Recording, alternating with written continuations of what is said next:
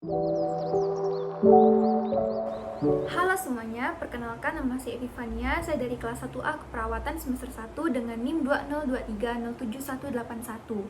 Dan ini merupakan video UAS saya di mata kuliah Tradisi Intelektual Dominikan.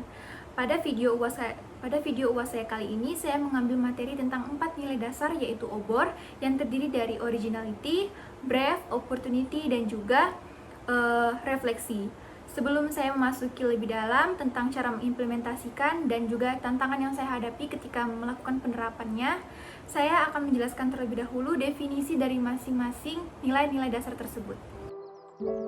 Pertama, originality yang artinya menjadi murni. Originalitas merupakan nilai yang fundamental dalam sebuah usaha yang terus-menerus untuk mencari kebenaran atau veritas. Kemudian yang kedua adalah brave, diartikan sebagai keberanian. Keberanian untuk hidup bersama dalam sebuah komunitas yang mencari kebenaran.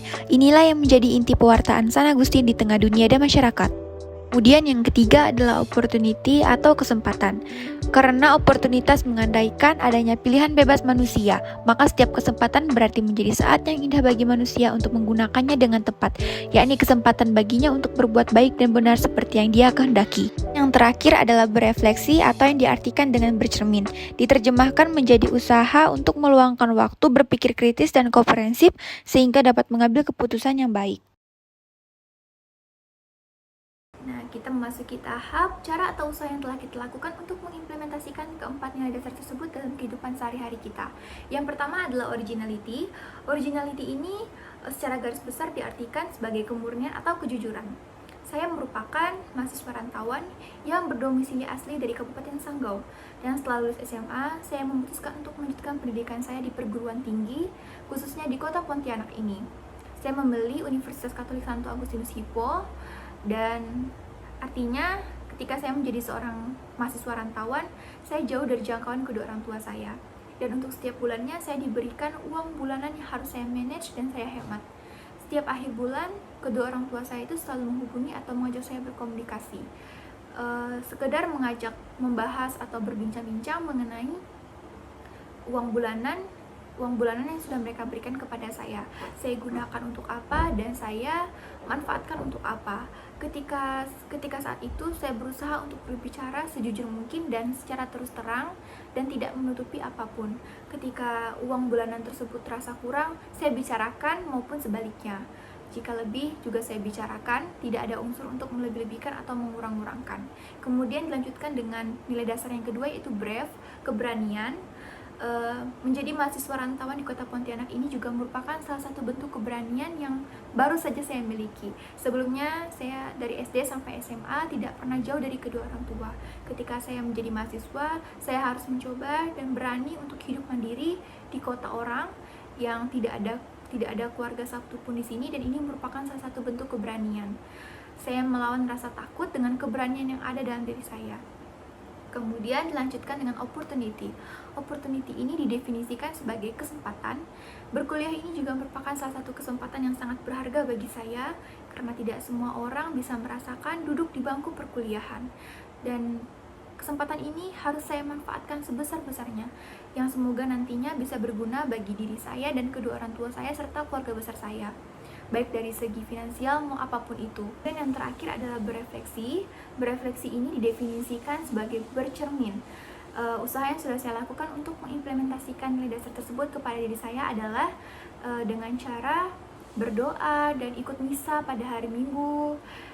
Kemudian setelah itu seperti hal-hal kecil, sebelum makan berdoa terlebih dahulu, sebelum tidur berdoa terlebih dahulu, bangun tidur pula berdoa terlebih dahulu. Kemudian salah satu contohnya yang menurut saya adalah keberhasilan saya dalam berdoa adalah ketika lulus SMA, saya melakukan doa novena yang dengan tujuan semoga saya nanti diperlancar dalam proses memasuki perguruan tinggi. Kemudian setelah saya rutin melakukan doa novena selama 9 hari, dan benar saja akhirnya saya diperlancar prosesnya dalam masuki perguruan tinggi. Itu merupakan salah satu bentuk keberhasilan saya dalam melakukan doa. Kemudian kita masuk ke tahap terakhir atau segmen terakhir, yaitu kesulitan atau tantangan yang kita hadapi saat mau mewujudkan keempat nilai dasar tersebut. Contohnya adalah seperti berdoa. Terkadang ada beberapa orang yang saat mengalami masalah, bahkan mood yang tidak baik, mereka justru tidak mau berdoa atau enggan berdoa. Mereka justru lari pada seperti alat elektronik, bersenang-senang, dan lain-lain. Mereka lupa bahwa ini juga merupakan salah satu cara untuk menyelesaikan masalah. Kita meminta bantuan kepada Sang Pencipta, meminta arah atau jalan keluar dari masalah yang kita hadapi. Karena berdoa merupakan salah satu bentuk cara berkomunikasi spesifik kepada Tuhan, yang artinya hanya kita dan Tuhan yang berbicara.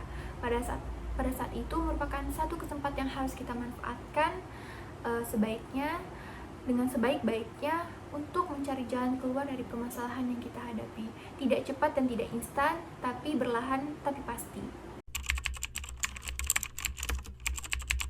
Baiklah, setelah penjelasan singkat dari saya akan melakukan survei ke beberapa orang, yaitu bertanya dan menanyakan tanggapan mereka, apa yang sudah mereka lakukan untuk mengimplementasikan dan kesulitan apa yang sudah mereka hadapi untuk mewujudkan keempat nilai dasar tersebut dalam kehidupan sehari-hari mereka dengan latar belakang yang berbeda dan kepribadian yang berbeda.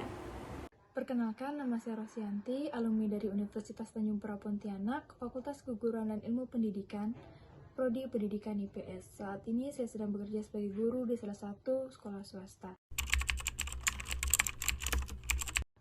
Menurut saya, kemurnian dalam hal bekerja adalah bagaimana cara kita untuk tidak membeda-bedakan rekan kerja kita, baik dari etnis, suku, ras, atau agama.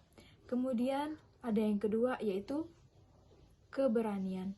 Keberanian sendiri adalah bagaimana cara kita sebagai guru berani untuk mengambil tindakan ketika ada kesalahan di dalam sekolah, baik itu di lingkungan kerja maupun di lingkungan siswa. Yang ketiga adalah kesempatan.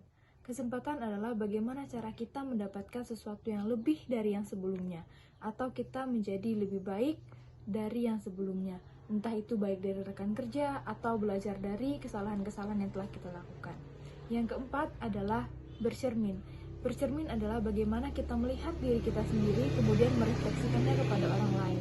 Dengan begitu, kita bisa menerapkannya, kemudian meminta orang lain untuk mempraktekannya bercermin dari diri kita. Tantangan yang saya hadapi adalah terkadang rasa malas atau rasa tidak enak kepada rekan kerja atau justru kepada siswa-siswa saya. Perkenalkan, nama saya Rahmat Aditya. Saya sedang melanjutkan perguruan tinggi saya di Universitas Tanjung Pura, Fakultas Ekonomi dan Bisnis dan Program Studi Ekonomi Pembangunan. Yang pertama adalah nilai kemurnian. Saat saya di kampus, saya mengaplikasikan nilai kemurnian dengan cara berani jujur di hadapan dosen-dosen saya, dengan cara tidak berbohong. Jika saya ditanya kenapa tidak masuk hari ini, saya berusaha untuk jujur dengan alasan yang memang menjadi alasan saya tidak masuk perkuliahan saat itu. Yang kedua adalah keberanian. Di saat umur saya yang saat ini sudah mulai dewasa, mengambil keputusan merupakan sesuatu yang harus kita lakukan, dan walaupun dengan risiko yang berbahaya, kita harus berani mengambil keputusan agar bisa mendapatkan jawaban yang pasti dan jelas. Yang ketiga adalah kesempatan. Di sini saya akan menceritakan cara saya mengaplikasikan cara mengambil kesempatan yang ada. Seperti contoh yang saya rasakan sekarang ini adalah banyak teman-teman saya yang tidak bisa untuk melanjutkan persekolahan ke jenjang lebih tinggi, tapi di mana saya mempunyai kesempatan tersebut, saya berani mengambil kesempatan tersebut walaupun banyak teman-teman saya tidak melanjutkan ke persekolahan yang lebih tinggi. Menurut saya ini kesempatan yang tidak boleh dibuang sia-sia, karena kesempatan ini tidak dapat terulang kedua kalinya. Yang keempat adalah refleksi. Refleksi adalah bercermin dari pelajaran ini. Ketika saya bercermin, saya teringat dengan masa-masa muda saya yang penuh dengan hal yang negatif seperti minum minuman keras. Di dalam pikiran saya, untuk kedepannya saya tidak akan bisa seperti ini terus. Jadi bagi saya refleksi dapat membangkitkan aura positif bagi kita agar tidak mengulangi kesalahan-kesalahan di masa lalu. kita telah memasuki penghujung video dan dapat disimpulkan dari hasil survei tadi bahwa 80% setiap orang telah mengimplementasikan keempat nilai dasar tersebut dalam kehidupan sehari-hari mereka. Meskipun menghadapi berbagai tantangan, untuk menjadi utuh 100% tetap dibutuhkan pengembangan diri lebih lanjut dan beberapa motivasi yang diberikan kepada diri sendiri. Sekian video UAS saya dalam mata kuliah Tradisi Intelektual Dominikan. Akhir kata saya ucapkan terima kasih.